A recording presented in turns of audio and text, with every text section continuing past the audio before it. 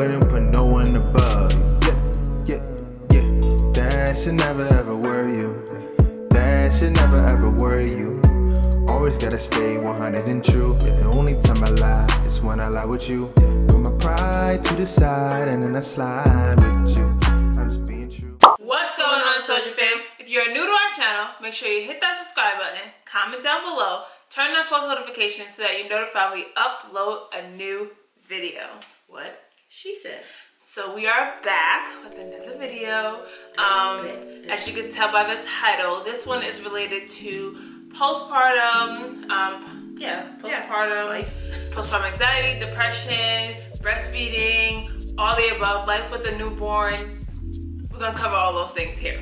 If you have not already, go back and watch our previous video, which talks about Arlo's birth story, like in detail.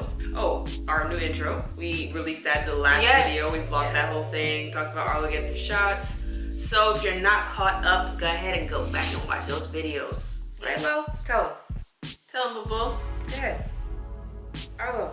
Tell him. No, stop looking at mommy. Oh yeah, see, there you go. What's your shirt say? Your favorite word is what? Mama. Who's your mama? That's your mama. Yeah. Yeah, that's a smile. Okay, so let's get right into it. Let's talk about like what it was like literally right when I gave birth. Like how I felt, emotions, how you felt, so on and so forth. So as you already know, labor was very, very long, and by the time I was ready to push, I was so exhausted. Like I just wanted to get the baby out. So I know, how dare she? Just trying to get you out. So when he first came out, as you all know, he had the cord wrap, so they did not give him to me immediately. So when they did ask me if I wanted to do skin to skin, honestly, like I was so exhausted and so just like out of it, I was just like, can you just give the baby to Soy? You know, a lot of women are, one, afraid to talk about postpartum, two, afraid to talk about just their feelings towards their baby.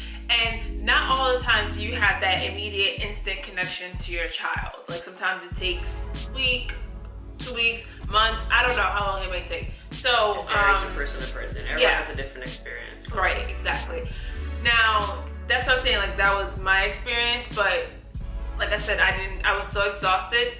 I was happy that he was healthy, breathing, living, crying. I wanted them to give the baby to Soy right away because I just needed a second to take everything in and just relax. Like that's what I wanted in that moment.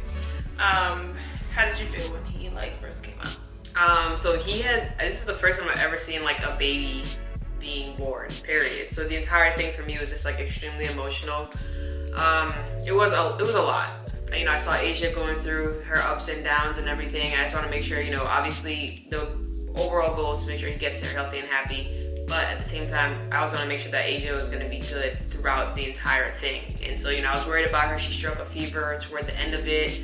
So, you know, as the whole experience to me was just, it was something I've never experienced before. So I was just, I was a little overwhelmed, I'm not going to lie. But I could try to keep my composure to make sure that Asia, you know, felt supported and everything like that. But as soon as Arlo was born, like I don't even know how to explain it, but like it was something something switched.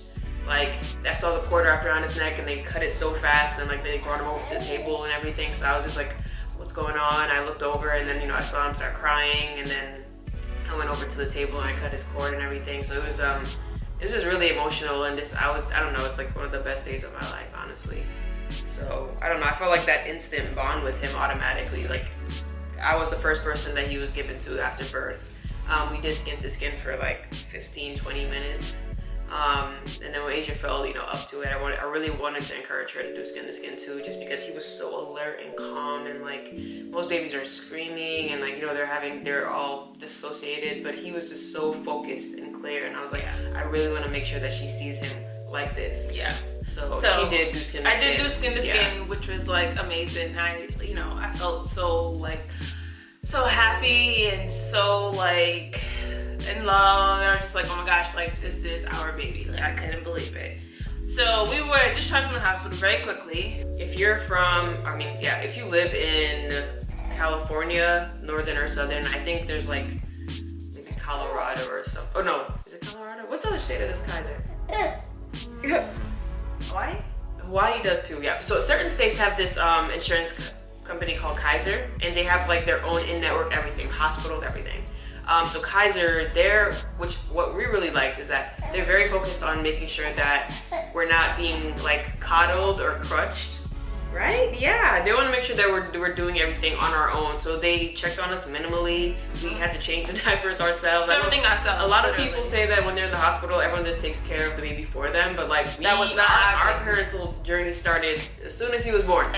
Literally as soon as he was Which born. we appreciate because 24 hours after he was born, basically we got to go home. Yeah. So it was really nice because we were so tired of being in the hospital at that point. In terms of like breastfeeding, we knew that we wanted him to be a breastfed baby.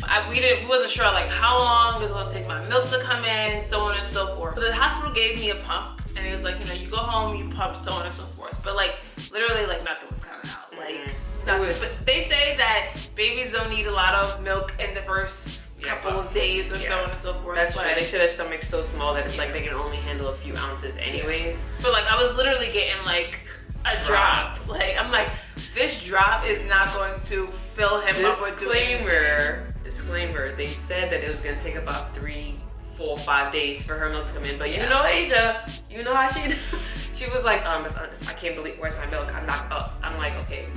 Yeah. Bless you. So, what we wanted to do is we didn't want to give him a bottle yet because we didn't want the whole nipple confusion. And now we know, like after being parents for almost 3 months, that it's not necessarily nipple confusion, it's flow confusion. That's so the is. flow that comes from the breast versus the flow that comes from the bottle is two different things. What our lactation consultant suggested is that we syringe feed him. So I want to see, is there a syringe over there? Okay, so this is a syringe. This is what they gave us at the hospital to essentially feed him, right? Now, I don't know nothing about no syringes. I'm not in the medical field. It's not my thing. So me and my mom tried to syringe feed him. Like we're always taking a nap when we was in the hospital, and it was a disaster. Like it was all coming out his mouth. It was like, this is just literally, it's not working. So tell them about your syringe journey. Okay, so I basically was the only one that could feed Arlo for the first like week of his life. Yep. We had to, whatever Asia was producing breast milk wise, we had to get it up into this syringe. It'd only be like a couple ounces though when we first started. And then I would have to have like my pinky in his, I'm talking to you, remember this? You get so excited. I have to put my pinky like up into the roof of his mouth. That's what the nipple does when like they're breastfeeding. And then I have to tuck this on the side of his cheek and then like slowly and gradually release the breast milk for him to eat. And I was the only one that could do it, and he was eating every hour on the hour. So yeah, so basically I was the only one that could feed Arlo for like the first week. And then Asia's milk came in and the next problem started. Yes, so Soy really, like, because he was feeding so frequently, like he was with her like 90% of the time during the first week. Like I just was trying to pump, trying to get something out, trying to get this milk flow situation Trying to recoup after literally delivering an entire human. Yeah, so I couldn't have done it without her. Like, yes, my mom was here, but like she the real MVP. Like she really held it down in terms of. It's a partnership. That's all it is. I didn't do anything special. Yeah. Right. So he was up every hour on the hour feeding. So yeah, Soy was like hands-on in terms of that. So once my milk came in, we tried to nurse him. It didn't work. Why? Because I have, inverted nipples. So essentially is it short or inverted? Something. Flat, basically a flat. They don't come out like a bottle, whatever. Or even like how breastfeeding nipples normally come out. It was very overwhelming. He's fussy. He's crying because he wants to eat right away. I'm getting overwhelmed because I'm like, I can't do this. I don't know what to do. And it was just like very, very frustrating. Nipple shields was the way I was able to feed him. But let me tell you about the nipple shields. I was happy that he was able to nurse, which I was really excited about. But the nipple shield, like I would get so frustrated trying to put that thing on. Every time he would like latch on, he would knock the nipple shield off, and it was just like, it was just bad. Like I would just get overwhelmed. So literally for the first 3 weeks or up to a month, I was just pumping. We was giving him bottles. Yeah. That whole nipple shield thing was not working for me. So we were giving him bottles because I was just like, I can't do this. Like I give up. He's just gonna be a pump, bottle-fed baby. Really, the only thing that's important, I mean, obviously her bonding and having that connection when breastfeeding, that's important too. But the ultimate thing that's most important is that he's fed. Yeah, that's it. That's number one priority. So if she was already producing milk, that's already a win in our book. But obviously we wanted to make sure that you were able to do that if it was gonna happen. So then when my milk came in, it came in stronger than ever. And then I was like producing so much milk. I couldn't keep up with it. Like I was sweating my shirts. There was milk flowing out of everywhere. I couldn't even sleep. It was just the bed would have It was like spots. I was engorged. Like everything was going bad. I was like, I have to stop pumping like so frequently. But he was eating, so I needed to produce. I was pumping for every feed that he was having. But I was like, you know, it's so much. I was like, so one time, I was like, what if we just do it? Let's just try it without the nipple shields. I remember we were sitting right there on the couch. Yeah. She was like, what happens if we just try? I'm like, if he gets mad, he gets mad. We have a bottle for him, it's fine. Yeah. And then it was like game changer. everything He did it without the nipple shield. Oh my He goodness, latched, y'all. and I was like, honestly, I think I almost like cried. Yeah. Like, oh yeah, we took a picture. It was definitely a momentous moment. I was where just he so finally latched happy. He finally latched without on the his nipple own. shield. Yeah, it was amazing after going through, you know, just the struggle and seeing her struggle and him get frustrated, and to see them finally be able to like figure it out. It was good. So I've been getting a lot of questions, DMs, and just people texting me like, you know, am I experiencing postpartum depression? Like it's very common. It's something that's not frequently talked about. It's talked about more now. People are more so opening up about it. And if you are experiencing postpartum depression, you know, there are support groups out there. There's counseling. There's so much resources that are out there to support moms who are experiencing PPD. And don't be afraid if you're having these feelings to talk to somebody about it. So in terms of if I have experienced postpartum depression, I have not experienced postpartum depression, but postpartum depression, but I have experienced postpartum anxiety. And I still struggle with it right now. I worry about everything. I check if he's breathing like 1,000 times a day. I'm just like, what's he doing? Like, why is he coughing? Is he breathing? Is he okay? Like, I'm just on edge about everything. And I think it definitely started when, you know, I had a, what is it called? When I had the death in my family. That put me over the edge. Like, it literally took me over. And everything after that was just like, you know, I'm having a really hard time with calming down myself in certain situations. But what am I doing for it? I do go to mom groups, and that's through my insurance. So every Tuesday I go to mom groups, and it really helps just to... Sorry, I hit you. No, it's okay. It It really helps just to like get out the house, and because you really can get consumed in baby land and baby talk and not being around anyone. So that can be a struggle too. And I really appreciate Soy because she'll be like, oh, go get your nails done, go do this, you know, get out the house, or bless you. She'll take the baby if she's like, you know, I've been with him for like hours.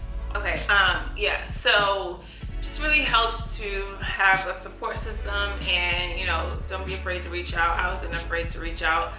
When I went to the doctor and they asked me those questions, they usually actually like postpartum questions, I answered them truthfully. My doctor was like, yeah, I'm gonna recommend you to go to these groups here through your insurance, and that's what I did. So I feel like being able to talk to other moms about your feelings and what's going on definitely like doesn't, like, I feel like I'm not the only one. Like, I'm not crazy for having these feelings. So being able to talk to other moms really helps with that. So far, I don't know, I feel like Arlo's, baby. I was like, he's so tired right now. Arlo's kept it, I think, pretty easy for us in terms of being a great baby. In terms of being a great baby, honestly, he's just like, he only cries if he needs something. He doesn't just cry for no reason. He's always laughing or smiling and just having fun. Yeah, or talking. You like to talk? Yeah, so I mean, we're enjoying it as we go along this journey. If you have any other questions, you know, if you follow us on social media, feel free to reach out. Yeah, or our email's always in the description. Yeah. You can ask additional questions that we maybe didn't address in this video. Before you get right turned out, that means that he probably wants some milk. Yeah. We're gonna close out this video. See them things? So yeah, we cannot close out this video without woo-woo. Come on, let's do it.